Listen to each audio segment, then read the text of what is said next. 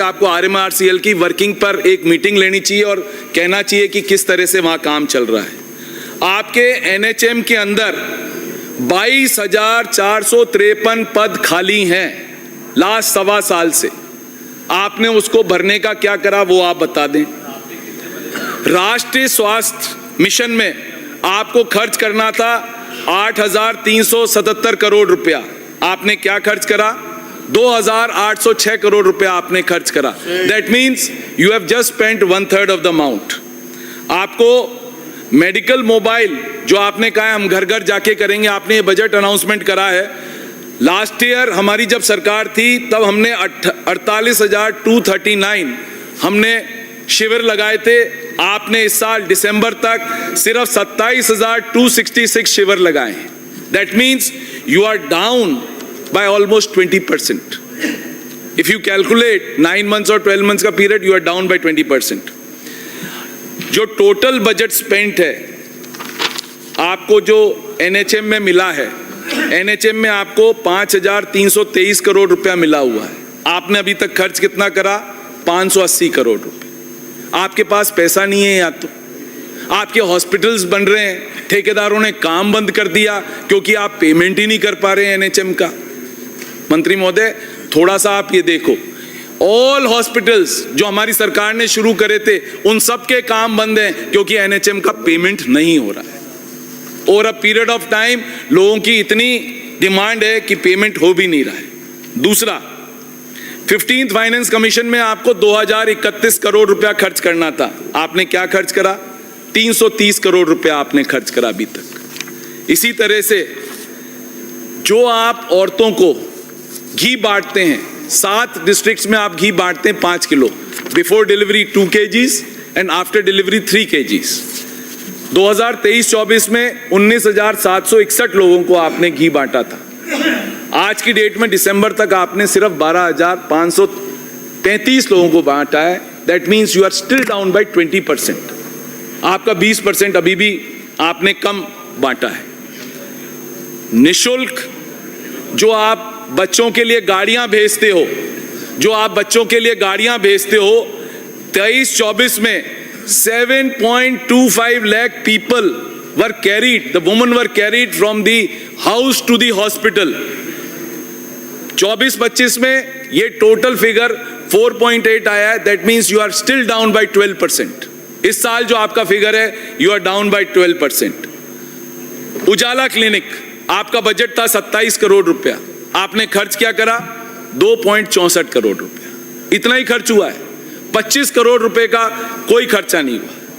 बालिका संबल योजना जिसमें हम 30,000 रुपए खर्च करते हैं, जमा करते हैं, कोई भी म्यूचुअल फंड में या UTI में आप जमा करते हैं और वो 30,000 रुपया जब तक वो 21 साल की महिला होती है वो 1.5 लाख रुपया हो जाता है।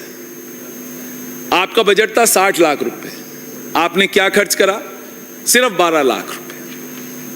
That means you have just spent 20% of your money till December. I am giving you all these figures till December.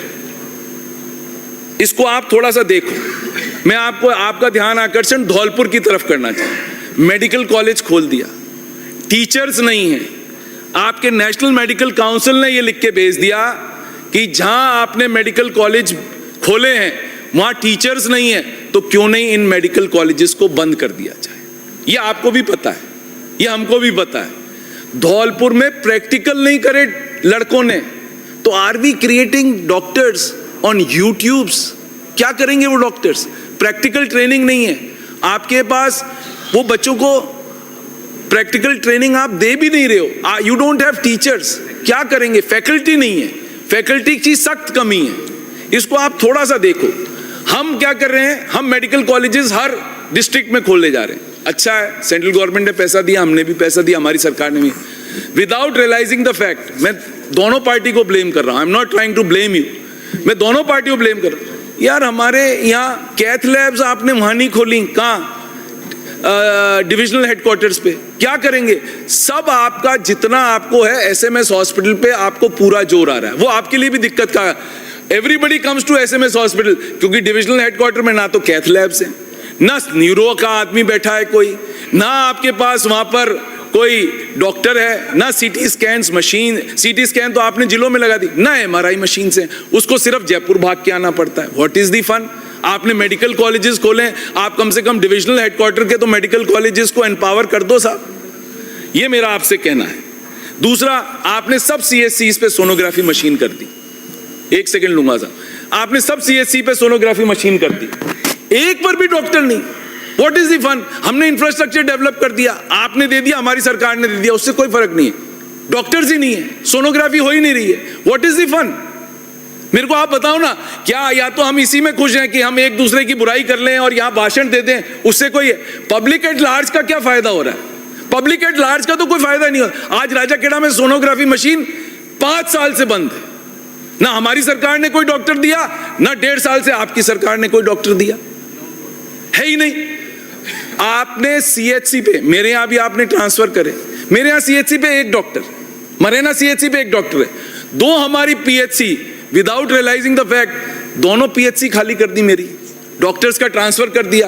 भाई जहां तक आप ट्रांसफर करते हो वो आपका प्रेरोगेटिव है, कम से कम दूसरे तो लगाओ। वो पीएचसी पे आदमी क्या करेगा? He has to run 60 kilometre, वो इलाज कराने के लिए उसको 60 किलोमीटर जाना पड़ता है। तो ये इसी तरह से आप सरमतरा में पीएचसी एक गोलारी और बागतर खोल दें, ये 60 किलोमीटर पे एक पीएचसी नहीं है सर, ये नोट कर लें। पीएचसी एट सरमतरा में, गोलारी और बागतर पे यदि आप खोल दें तो कम से कम ये हो जाएगा, बसेड़ी में भी विद इन 25 to 30 किलोमीटर आपको पीएचसी मिल जाएंगे। अब मैं आपका ध्यान जो और दिलाना चाह रहा हूं, धौलपुर में मेडिकल कॉलेज धौलपुर शहर से करीब 15 किलोमीटर दूर चला गया, एक सेकंड साहब, 15 किलोमीटर दूर चला गया। हमारे पास बिल्डिंग पड़ी हुई है, हमारे पास वहां पर एक डॉक्टर नहीं रहता। जहां शहर की पॉपुलेशन 75,000 है, वहां डॉक्टर्स नहीं लगा के रखते। हमने 4 बार रिक्वेस्ट कर ली कि वहां डॉक्टर्स लगा दें, नर्सिंग स्टाफ लगा दें, तो कम से कम जनता क्लिनिक जैसा तो काम हो जाएगा। आपका माननीय सभापति महोदय, मेरा आपसे सिर्फ इतना सा निवेदन है कि वहां पर आप नहीं होगा, बोलिए। माननीय सभापति महोदय, मुझे मांग संख्या 27